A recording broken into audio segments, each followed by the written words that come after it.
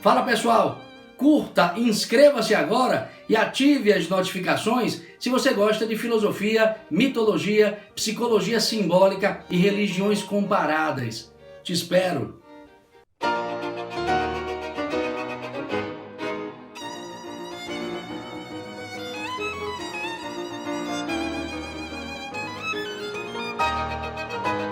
Então, pessoal, abrindo oficialmente a live de hoje.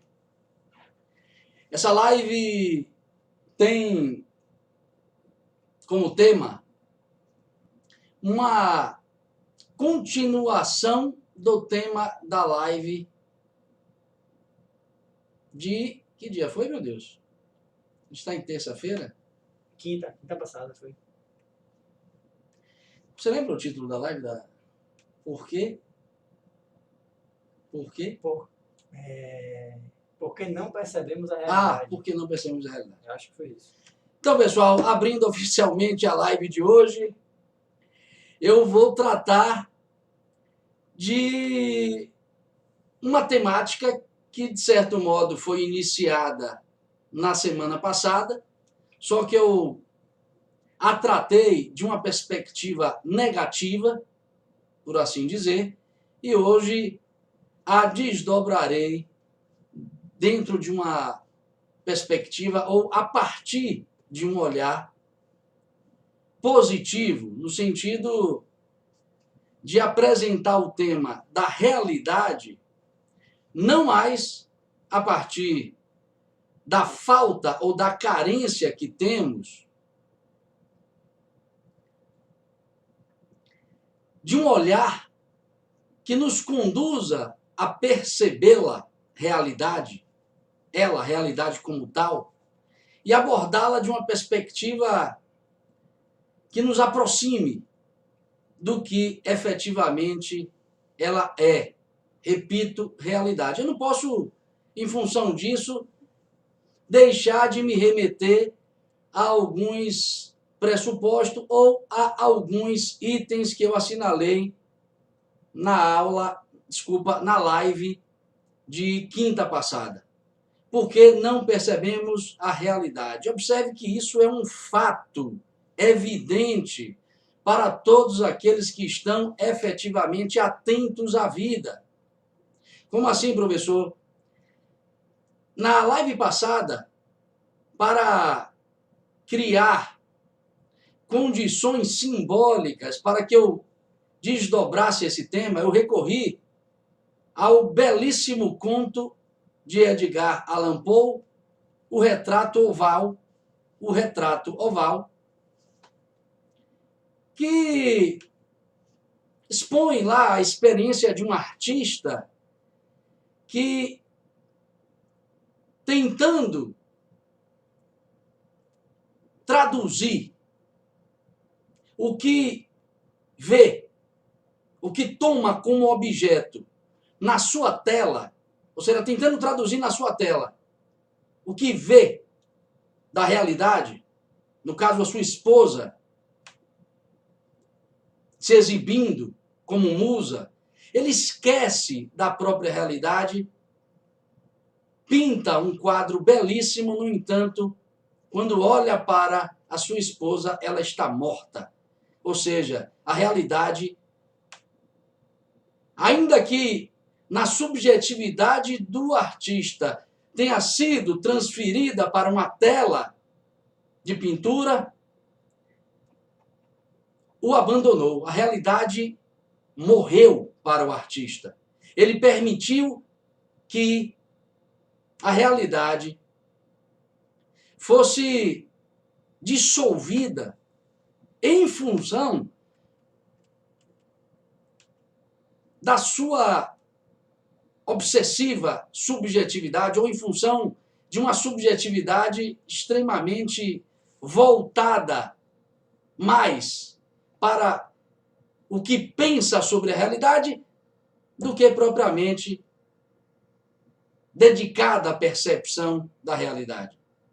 Por que o senhor utilizou esse conto, professor? Porque a gente se comporta como este artista. E talvez o próprio Edgar Allan Poe tenha procurado nos comunicar um pouco dessa experiência através deste conto.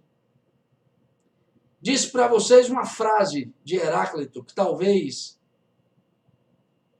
sintetize o que eu estou querendo dizer e o que o Edgar Allan Poe, de modo literário, de modo poético, tentou fazê-lo. O Heráclito diz que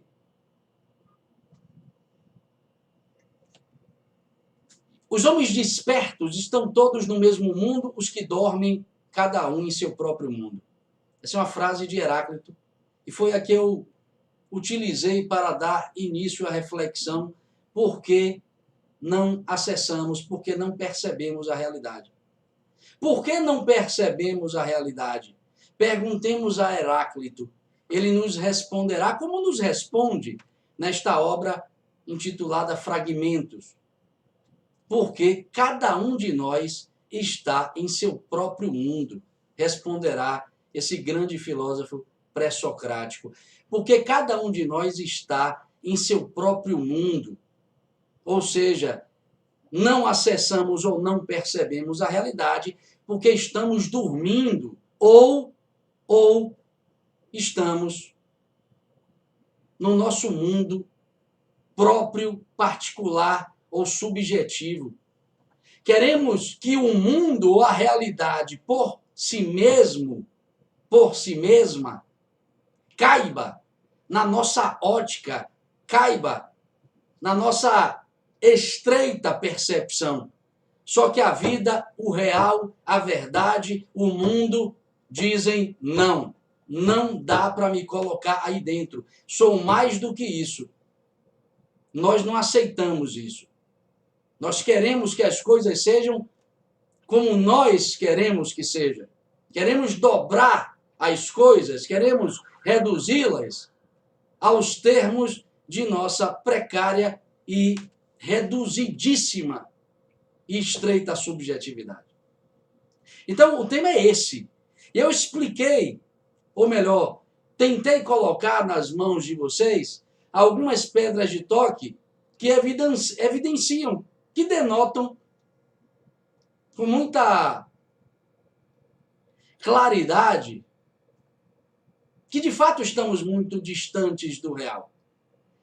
E eu o fiz enunciando 3 experiências. A primeira delas, a primeira evidência de que estamos distantes da realidade é que nós não vivemos no presente. Estamos o tempo todo sendo arrastados pelo nosso passado ou pelas expectativas de futuro, ou seja, se a morada do real é o presente, se a vida acontece no presente, se a verdade habita o presente, se a morada da consciência por excelência é o aqui e agora, nós estamos distantes da realidade, porque a gente está o tempo todo dessituado ou deslocado dessa dimensão, que não é propriamente uma dimensão temporal. O presente é a morada do eterno. O passado e o futuro é a fenomenologia espaço-temporal que cobre o presente. Todas as tradições filosóficas reiteram enfaticamente esse dado de realidade. Então, essa foi a primeira evidência que eu discorri. Se quiserem com mais profundidade, recorram à live passada. Eu também anunciei que nós, em geral, não nos dedicamos a construir um repertório de referências que nos permita pensar a vida, que nos permita pensar a realidade, que nos permita pensar o mundo de forma aprofundada. Ou nós não nos dedicamos a construir um quadro de referências que nos permita olhar para tudo isso de cima. A gente precisa olhar para as coisas de cima. A gente precisa olhar para as nossas próprias experiências de cima, de um ângulo de visão que nos permita perceber com razoabilidade as dicotomias aparentes que acontecem e se expressam em nosso cotidiano. Que dicotomias? As tais contradições que nos dilaceram no cotidiano, as tais divergências, os tais imbróglios existenciais desaparecem quando se alcança um lugar de percepção em que as coisas estão na unidade. Existe, professor, um local dentro de mim mesmo ou dentro de minha própria consciência onde eu posso me situar para olhar para a minha própria vida do alto? Claro, meu irmão. Claro, é óbvio. A filosofia serve para isso. Se não servir para isso, não serve para nada. Nada. Não serve para nada. Porque a intelectualização de boteco não preenche a vida. Então, é preciso que a gente busque um quadro de referências para pensar as coisas com mais profundidade. A gente não faz isso. A gente gosta do que é fácil, cômodo, confortável, comum. Então a gente vai colhendo os livros da moda, as opiniões dos amigos. A gente quer participar dos ambientes onde, de certo modo, nós gostamos de participar e, em função desse gostar, nós acabamos abdicando de nossas percepções para nos sujeitar às opiniões correntes naquele meio. A gente é assim. A gente é assim. A gente quer participar, sobretudo quando temos menos de 30 anos. A gente quer revolução, militância, a gente quer gritaria, emoção. E não quer pensar a realidade construindo um olhar multireferencial sobre ela. E claro, começando sempre do objeto homem. Porque se você não partir do homem, toda a sua analítica posterior, se você não começar com esse dado estrutural de compreensão, todas as várias compreensões que você buscar estarão, de certo modo, frágeis. Serão frágeis. Talvez ocas. Serão compreensões instáveis. Para compreender o mundo, a vida, tem que olhar primeiro para o homem. Tem que entender que diabo você é. O que é a consciência humana?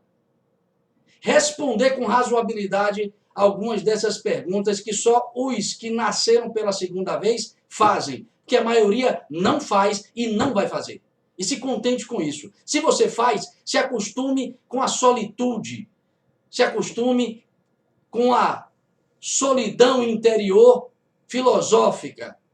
Ou seja, a maioria não vai entender o que você busca com tais perguntas. Não vai. Então já se livre dessa angústia. Se você faz perguntas desse tipo, você é um esquisito, meu irmão. Você é um estranho.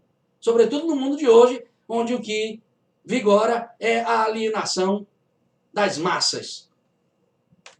Então, você não percebe a realidade porque tem uma visão distante do presente, você não constrói um quadro de referências para pensar com profundidade e olhando de cima para as coisas, mas também você quer pensar o mundo, quer pensar a vida, as coisas, a partir de uma única variável. Foi o que eu falei na live passada. Ou seja, você quer entrar na porra de uma garrafa verde para olhar para o mundo vendo verde. Porque as pessoas querem isso. Porque você quer olhar para a vida, que é plural, multiforme, cheia de mistérios, de uma ótica em que tudo apareça com a mesma cor. Porque é assim que as pessoas fazem. Porque isso é cômodo, é confortável. O ego quer isso. E você, então, desenvolve a síndrome do burro. Porque o burro é aquele que empaca, como eu disse na live passada. Por que empaca? Que quer pensar o mundo a partir de uma única variável. Quer usar uma variável só para pensar a realidade. Não. Para deixar de ser burro, tem que começar a pensar com mais de 2 variáveis. 2, tá bom. 3, 4, 6, 10, melhor. Ou seja, quanto mais variáveis, pontos de vista você conseguir arregimentar para olhar para a realidade, melhor. E quanto mais condições para sustentar a dor que deveras você sentirá ao confrontar esses pontos de vista dentro de si, você conseguir manter, mais inteligente você se torna. Ou seja, professor, você está me dizendo que inteligência tem a ver com dor? Claro! O burro não sente dor ao pensar, porque ele está no âmbito de um pensamento cômodo. O inteligente sente uma tensão interior. Sem tensão, não tem inteligência. Por quê?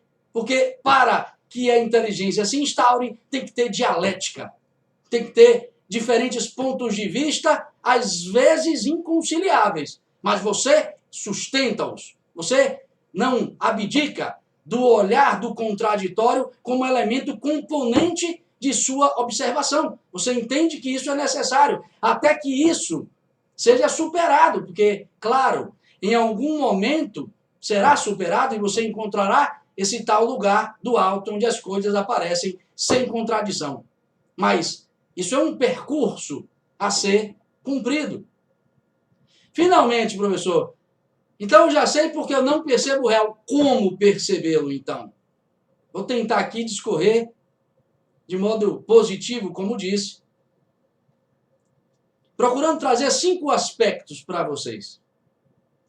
Primeiro deles, para não me alongar muito, porque eu já aqui praticamente repeti o que disse na live anterior, pelo menos de modo sintético. Primeiro ponto. Procure olhar para a realidade, procure contemplar a realidade, entendendo por realidade tudo que você vê, tanto exteriormente quanto interiormente. Observe o que eu estou falando. Realidade está dentro e fora. Embora essas duas dimensões sejam apenas reflexos de uma única dimensão, você tem duas, de certo modo. Nós temos duas, de certo modo. Olhe para o fora e para o dentro, de modo a contemplar essas realidades desinteressadamente. Ou seja, primeiro ato de inteligência, primeiro ato filosófico para se aproximar da realidade. Olhe para o que está fora, acontecendo na sua vida, ao seu redor e dentro de você, desinteressadamente. O que é olhar, ou o que é contemplar tudo isso desinteressadamente? É contemplar isso sem juízos apressados, sem ajuizamentos precipitados. Porque, do contrário, você vai contaminar o que vê com as suas impressões egóicas e levará para casa apenas as impressões egóicas projetadas fora ou dentro, ou naquilo que você toma por objeto. É interessante que no canto 22 da Divina Comédia, Virgílio e Dante encontram um poeta chamado Estácio. E Estácio diz a eles uma coisa muito interessante. Diz assim: as coisas, pelo fato de esconderem as suas verdadeiras causas, acabam nos levando a maus juízos. As coisas, por esconderem as suas verdadeiras causas, acabam nos levando aos maus juízos. E aí eu complemento aqui com uma asserção de Aristóteles e de São Tomás de Aquino, porque ambos dizem uma coisa, meu amigo: olhar para o mundo erradamente te levará inevitavelmente a uma ação errada. Ou seja, os erros de sua vida decorrem da forma errada, da forma equivocada, da forma distorcida como você olha o mundo. Então, cuidado com o que você pensa, ou cuidado de onde você olha para as coisas. Porque você pode comprometer as suas ações no mundo e, consequentemente, terá de pagar preços que não estavam, digamos, previstos por você no curso de suas experiências. E tem mais. E tem mais uma coisa extremamente importante. nenhum acontecimento significativo de sua vida, por menor que seja, revelará de graça as suas verdades a você. Não vai, meu amigo. Nenhum fato significativo de sua vida vai te dar de bandeja as verdades, os ensinamentos, as mensagens que tem para lhe dar, mas não vai lhe dar de bandeja.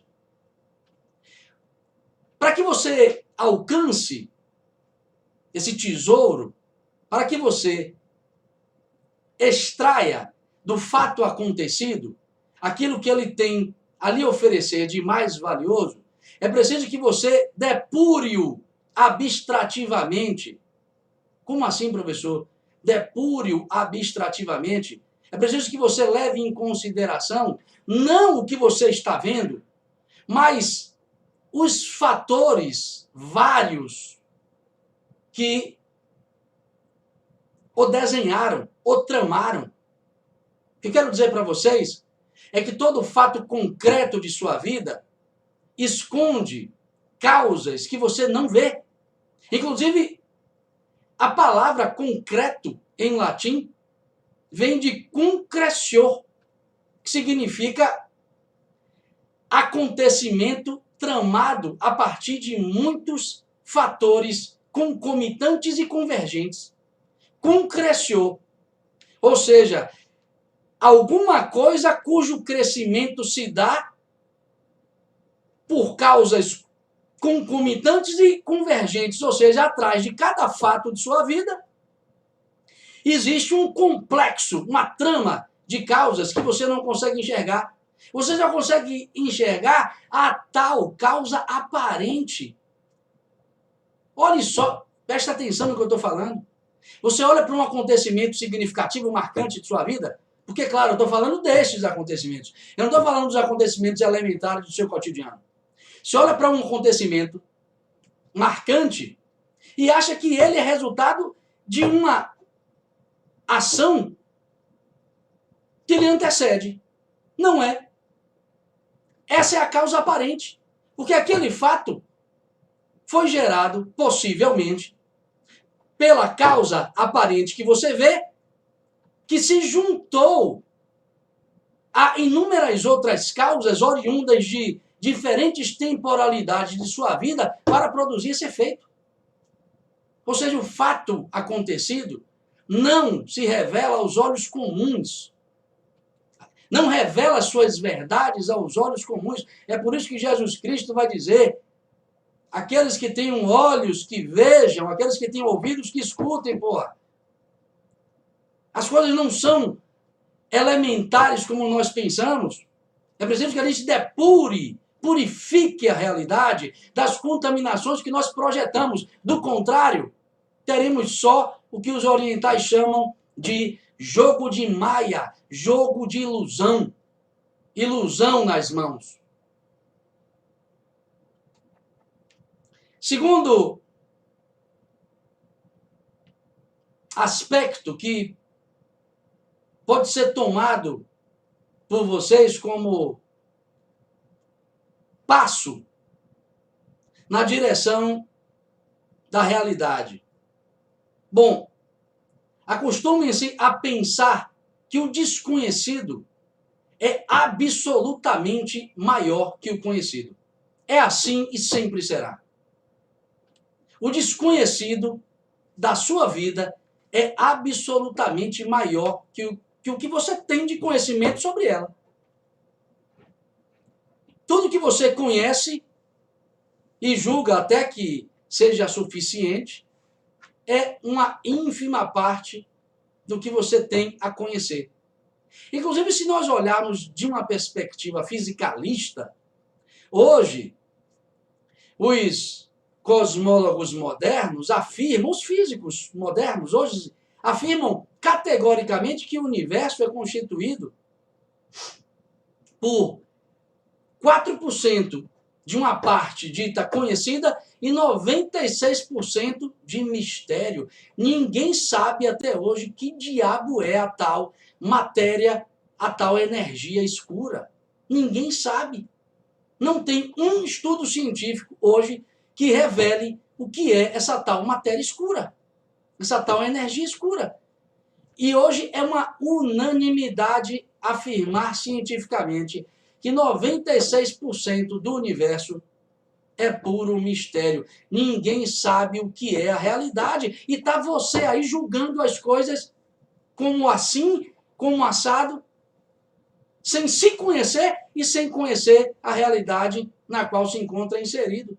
Então, meu amigo, menos, porra. Menos. É por isso que o Edmund Husserl, como eu disse na live passada, filósofo que vai fundar a corrente da fenomenologia, vai dizer é preciso, no mínimo, pôr em suspensão os juízos sobre a realidade. Coloque em parêntese. É difícil, professor? Dificílimo, amigo. Mas é sua tarefa cotidiana. Tente pôr em suspensão momentaneamente as suas avaliações corriqueiras. A pessoa que você encontra, como eu disse em outra live, não é propriamente aquilo que você está vendo. Porque o que você está vendo é resultado do que você acumulou no seu olhar, das referências que você tem do passado daquela pessoa. É o que lhe convém enxergar, e não o que ela é. Então faça um exercício de suspensão. Como posso fazer, professor? Olhe para a pessoa e já veja, antes de enxergar o que você está vendo, veja que ela é ser humano, por exemplo. E como tal, como ser humano, pode alcançar o máximo de si. Deve a vida como você deve a si mesmo. Então, procure esses exercícios de humildade. Humildade socrática. Um outro ponto, um outro aspecto, terceiro aspecto.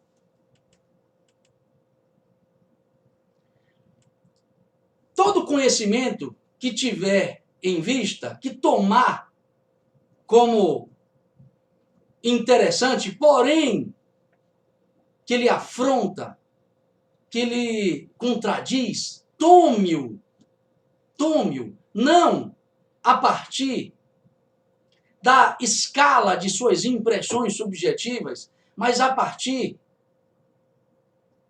do que ele tem a lhe oferecer e que você não conhece. Procure pôr em suspensão seus juízos e tente abarcar o universo desse pensamento que está sendo colocado como algo oposto ao que você pensa.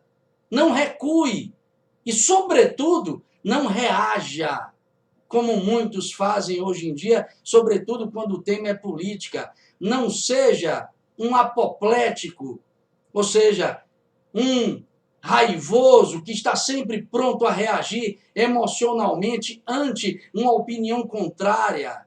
Cuidado com isso.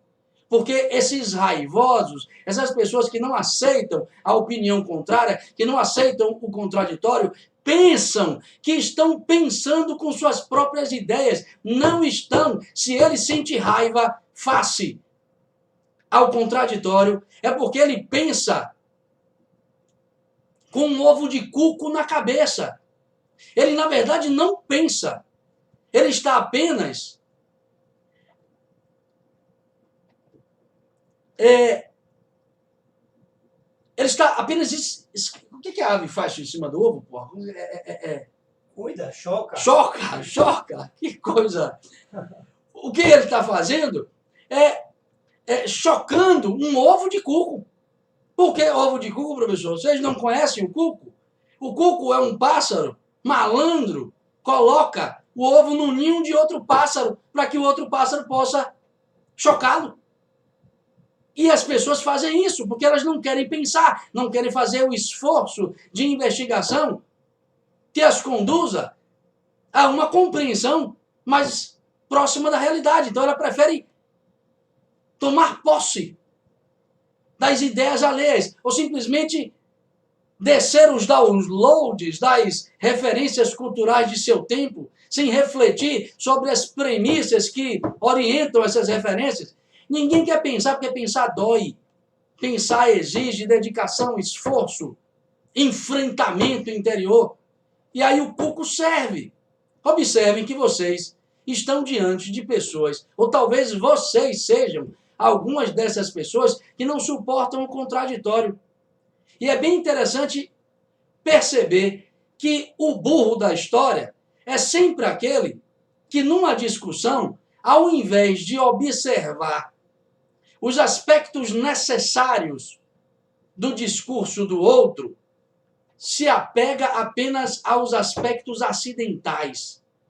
O burro é sempre aquele que está olhando para os elementos contingentes e não necessários de um discurso. Ele está sempre olhando para o aparente, não para o essencial. Ele está sempre olhando para o acidental e não para o substancial. Ele é, inclusive, aquele da rotulação. Rotulação, em filosofia, traduz-se como pensamento elíptico. Elipse é aquela figura de linguagem em que a pessoa sai de uma proposição e, sem passar pela que deveria passar para chegar à conclusão, salta direto para a conclusão. Ou seja, uma pessoa fala: eu sou a favor da vida. Aí o burro, ou o apressado, o apoplético, diz: bom, se você é a favor da vida, você é contra o aborto. Se você é contra o aborto, você é de direita. Se você é de direita, você é fascista. Ou seja, se você é a favor da vida, você é fascista. É assim. As pessoas deduzem coisas sem nenhum rigor silogístico. Silogismo é aquele encadeamento de premissas, segundo Aristóteles, que leva necessariamente a uma conclusão. As pessoas dão saltos. Ou seja, o que é isso? Recurso da burrice. É pensar por medo, porque no fundo o burro tem medo. Então, para não me alongar muito com esse terceiro aspecto, procurem não tomar em juízos apressados as considerações filosóficas, sobretudo, que contradizem ou que afrontam o que você está pensando. Procure pôr em suspensão o que você está pensando para tentar se aproximar do que o outro está dizendo. Você pode até voltar, claro, para o seu posicionamento, mas primeiro submeta-o a uma apreciação mais isenta de parcialidade. Quarto aspecto: quando você tiver uma ideia, uma opinião, uma asserção filosófica a ser enunciada, para que esta coisa que você tem a dizer ao mundo adquira consistência e, sobretudo, coerência filosófica, pese-a na balança da tradição, meu amigo. Ou seja, pegue o que você tem a dizer e procure, com responsabilidade, colocar à luz do que já foi dito a respeito daquilo que você tem a dizer, disso que você tem a dizer. Ou seja, procure saber o que as multimilenares filosofias do passado disseram a respeito do que você tem a dizer, para que você possa fazê-lo, para que você possa dizer isso com um pouco mais de propriedade. Do contrário, não diga. Do contrário, não diga. O Aristóteles faz isso no início da sua grande obra metafísica. Esse método em filosofia, no caso aí do Aristóteles, chama-se endoxa. Ele, para examinar a sua primeira sentença da obra metafísica, a sua primeira proposição, a sua primeira suposição, ele procura saber o que os sábios da sua cultura disseram antes dele a respeito daquilo que ele tem a dizer. É coerente isso. Do contrário, meu amigo, você vai recorrer nesse tipo de postura arbitrária, que é a de falar sobre coisas sobre as quais você nada conhece. Você quer apenas chamar a atenção para si. Você quer apenas perceber-se vivo, ou talvez importante. Porque o que as pessoas querem quando abrem a boca para falar é se sentirem importantes. Ainda que elas precisem disso, não se pode colocar as coisas que simplesmente se pensa em detrimento da verdade.